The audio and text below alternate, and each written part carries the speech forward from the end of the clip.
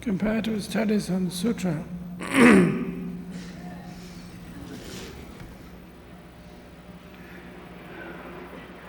The question here is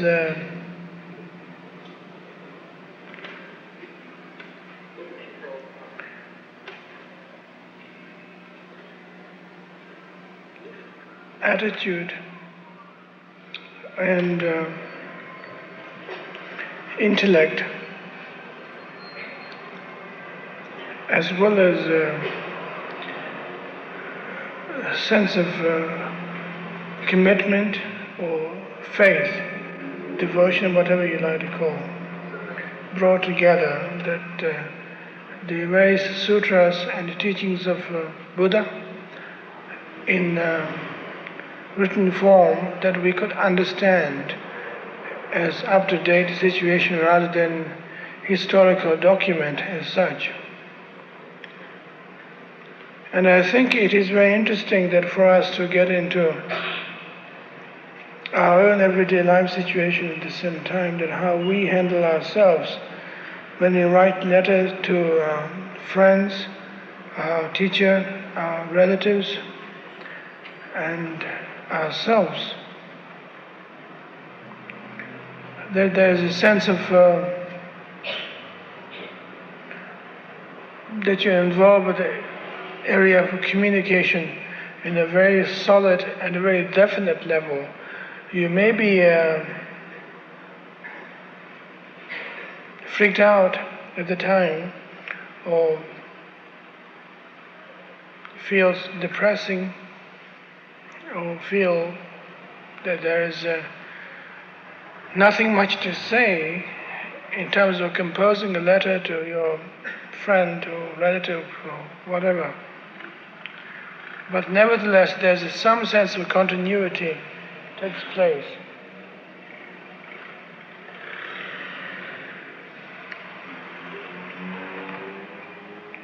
When we talk about a sutra,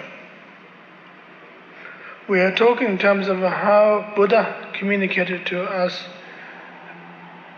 that the sutra could become an up-to-date living situation and practical situation for everyone to work with. That is enormous achievement. It's fantastic, and we might feel that we are intimidated by such enormous achievement. But at the same time, the sutra situation is also continued in relating with how we relate with the teachings at the same time.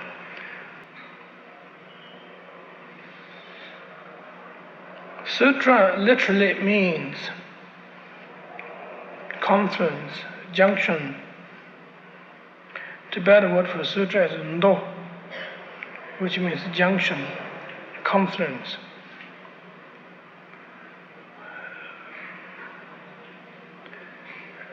Usually it is very descriptive in terms of how an experience is concerned, that experience of openness and also experience of concern to life situations, sense of salvation, sense of attainment of enlightenment, whatever we have concerned ourselves that brought us together into the practicing of the teachings. Sense of concern. So the junction here is that of the openness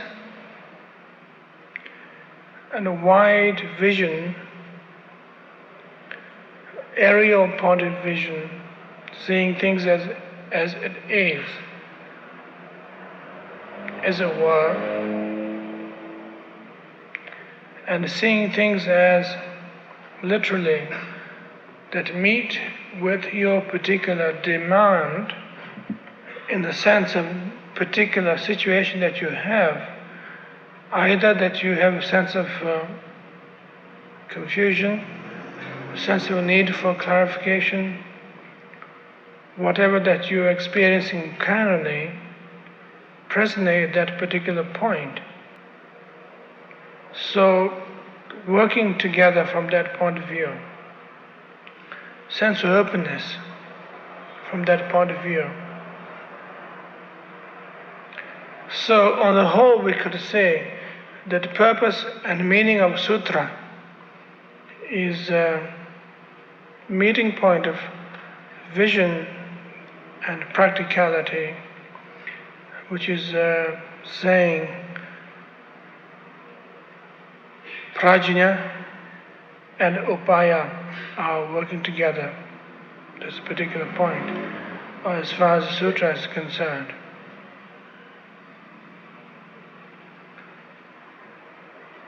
That certain particular sutra, in fact all of them, are compiled after the death of the Buddha, Mahaparinirvana for Buddha, by a council of disciples brought together and compiled them with a certain particular record, a certain particular discussion. And they are often named after the place and named after the situation and named after the people. And for instance, the Lanka Avatara Sutra is named after the situation where Buddha was in the country of the Lankas, Ceylon. That particular discourse that took place are named after that. It is quite different from just naming the title of your book that just about to publish. You're going to send it to your publisher and you have to come up with a catchy title. But it's just simply named.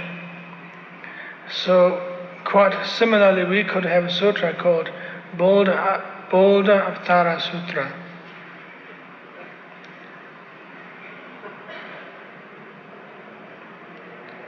And sometimes the sutra is named after the people who are involved with the basic conversation. And named after that, the discussion of the person who is involved with a particular practice, a particular study, such as the Ongli Mala Sutra, that the Indian warrior who had become suddenly extremely aggressive, that he's been murdering everybody, and his last person that he would like to murder is his mother and the Buddha, which makes 2,000 people finally. And he collects everybody's thumbs as mala, which he wears around his neck. So he tried to chase his mother, and failing that, mother took refuge to the Buddha, and he then chased Buddha. And all discussions revolved around about that aggression, with enormous insight that Ongli had, as well as his aggression is problematic. So that was another example of a sutra. And then another type of sutra that is the purely and simply relating with the subject matter, that the topic is discussed, and therefore sutra is named after that. Such as like Prajna Paramita Hridaya is the Heart Sutra, as popularly known as. And also another type of sutra is that what sutra should be functioning, what the sutra particularly be doing, what is the purpose of that particular sutra. Such as like Vajra Chetaka Sutra or Dharmin Sutra, as known popularly, Dharmin Cutting Sutra, which is based on the idea of cutting dualistic notion of the ego. That is the purpose of the sutra, is to cut through.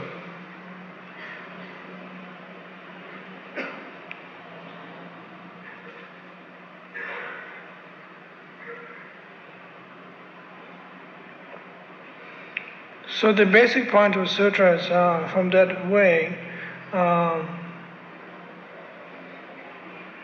experiencing sense of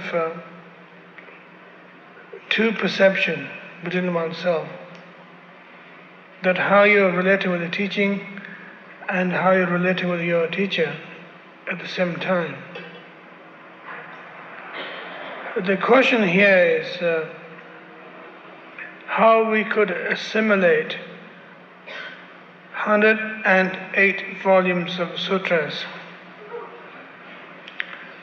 the discourses, the descriptions of the Buddha's teaching, in presently 3 languages.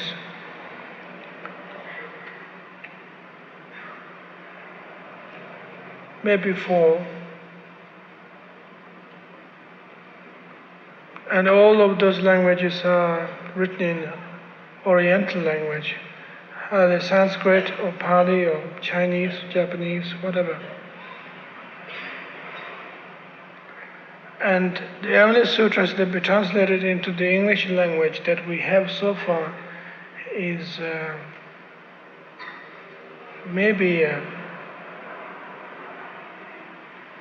2% of the basic sutras.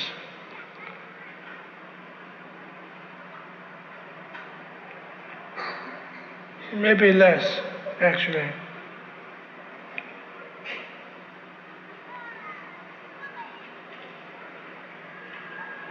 Eight point of the 108 sutras being translated in the English language.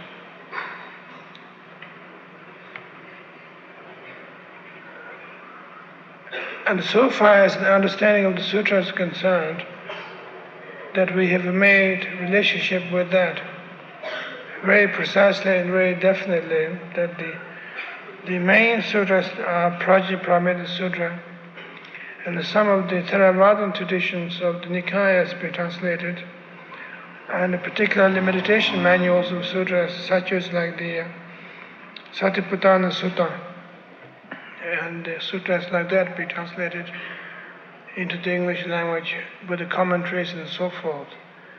That we in the West feel extremely stupid,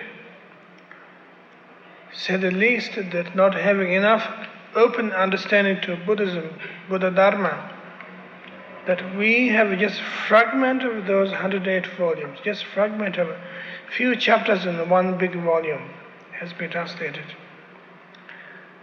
And how on earth we're going to learn the rest of it? And how we're going to translate them, how we're going to learn the languages? It feels very bad, and doesn't feel particularly hopeful that we can't do the whole thing. At least one person couldn't do that, and you need 100 great masters who are maybe involved with each volume thoroughly and fully, but each volume contains a lot of sutras at the same time. So maybe we need 1,000 great masters, gurus, exponents, who are specialized on one particular sutra of that particular volume, can only show us the way, tell us what Buddha had said the rest of his life, that we have no ideas about that. And in the Western language, as far as translation is concerned, that trying to collect or learn sutras without being a linguistic scholar seemed to be absolutely hopeless. And ironically, it's terrible.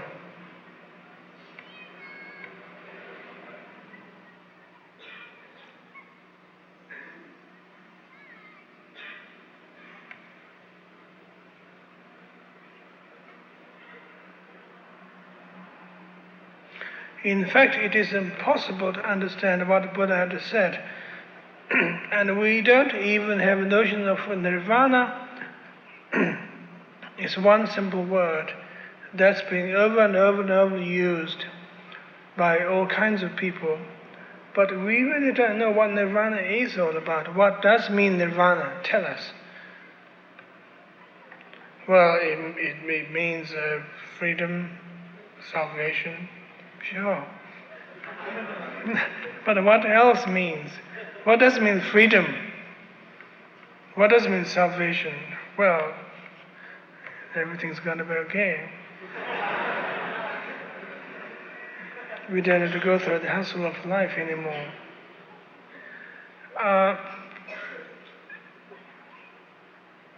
That we begin to feel that we are just barely touching on the one little corner, very tiny, weeny little corner of fragmented, or even that little piece of sand, which created a part of a gigantic stupa, which is beyond our imagination, but we are just approaching the whole thing from a miniature insect's point of view, not having any comprehension of anything at all, none whatsoever, that what the Buddha had said, what he taught. Not that we are stupidly paralyzed, but we don't have opportunities and resources, materials, that a lot of books got lost and a lot of books haven't translated. So we have no hope from that point of view. And what we are been discussing so far throughout the path class, so-called path class, is concerned, we've been just trying to study one corner of that particular statue or stupa. Maybe we'll be studying the foundations, and maybe we'll be more in the lawn of that particular ground where the statues be built. Maybe we haven't touched the actual statue at all, actual stupa at all. Yet we feel that we are doing something here, and we feel pretty good, we're learning, and things being meaningful and inspiring and so forth. So how are we going to handle that situation? If we want to understand the real meaning of Comparative Sutra, that we got to dive into an enormous ocean that is much bigger than any ocean on earth.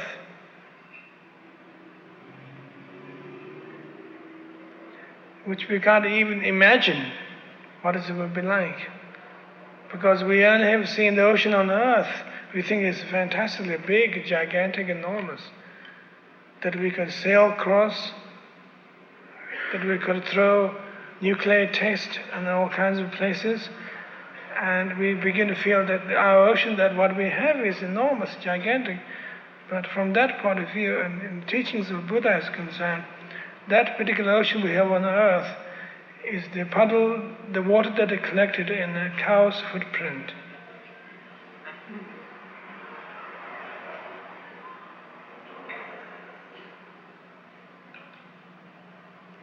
As far as the basic sutra is concerned, that is trying to bring together that junction of intellect, experience, and skillful actions together.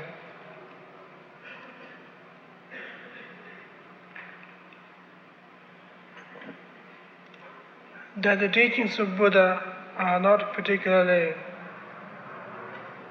sensational, for that matter not particularly uplifting, but it is so frightening at the same time, because it doesn't give us any room to operate our own little tricks that we have. And once you begin to hear the teachings of Buddha, that you feel that you become belittled, that his point of view is so enormous, gigantic, that things what we're trying to operate in our own little humble spiritual scenes, what we little things what we do in insignificant little style, that we feel that we will be bewildered, that our little projects automatically collapse. And so finally we could say that teachings of Buddha is sky falling on our head. That enormous approach, enormous mind that's operating in a greater style, in a greater understanding, that we do our little trip here, our little trip there, becomes a somewhat meaningless, trivial, and adolescent situation. That the point of enlightenment and the teachings of Buddha at this point is to make us to inspire, to grow up in that level, grow up that level of greater thinking, enlightened situation. At the same time, if you try to desire that great, whatever it is, that we are back to square one, we are back to our little world. So, I hope tonight I'm able to put you off enough so that you don't seek for enlightenment and give in, give up, whatever. Well, time for discussion.